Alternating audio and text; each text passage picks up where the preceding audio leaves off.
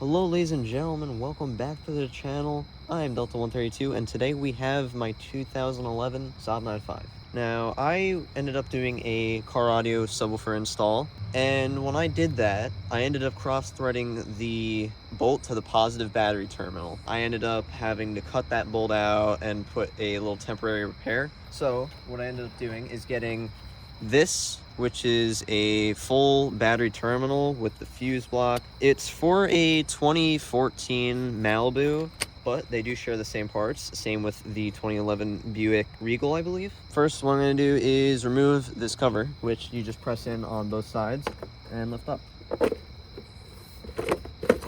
Now there are two clips on either side of it, which you press in. You press in this side and press in this side, pull up.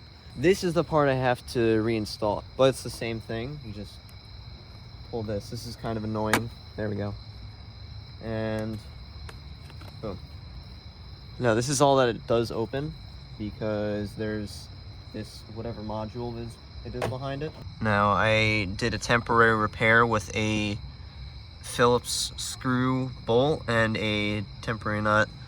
It gets the job done, it holds it in place, and the little wires that you see off the terminals was from a underglow kit that ended up ripping off the car because I didn't install it right.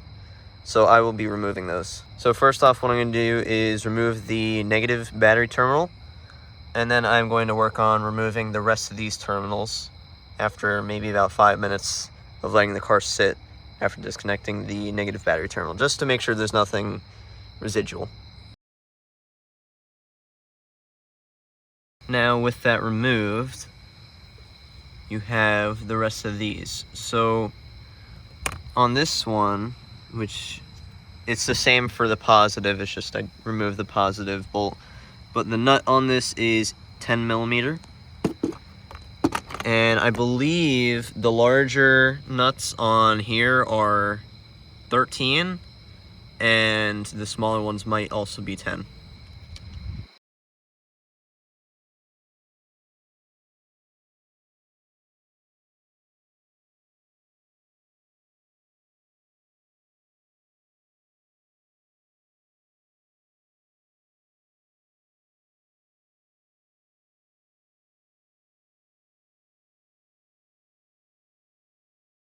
Alright, with all the connectors unconnected, it turns out that these are actually 8 millimeters, and the larger ones are in fact 13 millimeters. I have access to the dealership software, and it literally just doesn't give any information on it. What I do think there is, though, are these little clips on either side holding it down to the battery.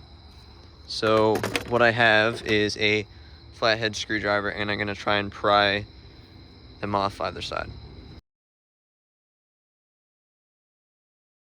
And sure enough, that worked. I ended up just sliding the screwdriver in here and all the way over to under the clip, pushed out and up, and this side just went up. I was able to slide this side over and pull it out. So yeah, that's what it looks like outside of the battery. And just another little extra thing, just to make sure everything lasts nice and long. This is optional, but a smooth metal brush, and just scrub the terminals of any sort of oxidation.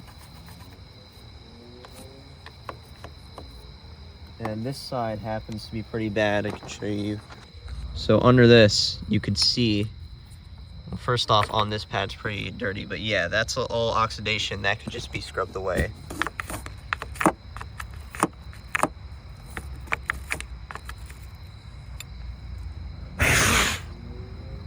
There we go. Make sure to close your eyes when you do that. Or just get compressed air, that would also work. I'm gonna just scrub a bunch of this away off camera and continue after that. With all that a bit cleaner than it was, I'm now going to slide this over the battery. Alright, so what I did, I just pushed this down on either side until it didn't give really an audible click, but it did click into place, and I slid this over the terminal. I unthreaded the nut and threaded it back on with the amp cable in between it. And now I'm going to start attaching all the nuts back onto these.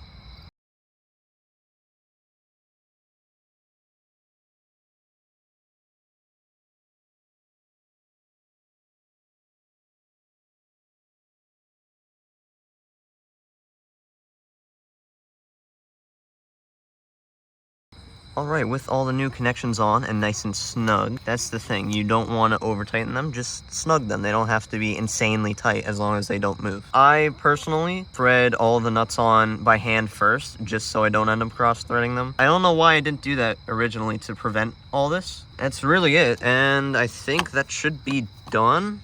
Oh, well, I personally have to end up cutting the back of this, but this should click in place with this up. Yep, there we go. And that's the whole replacement done. Oh, I guess I also have to reconnect this. It's simple. And there we go, just like that. That one's connected too. I'm going to trim the end of that. That is optional. That's only because I have the 0 gauge cable coming out of it. But yep, install finished. Besides just putting this back on, which again I cut to fit my 0 gauge wire for my amplifier, which you can see right there and right there. You just slide these over them, and then the 2 little clips on the front just go right there and right there. That should be it. Thank you for watching, and see you in the next one. Subscribe.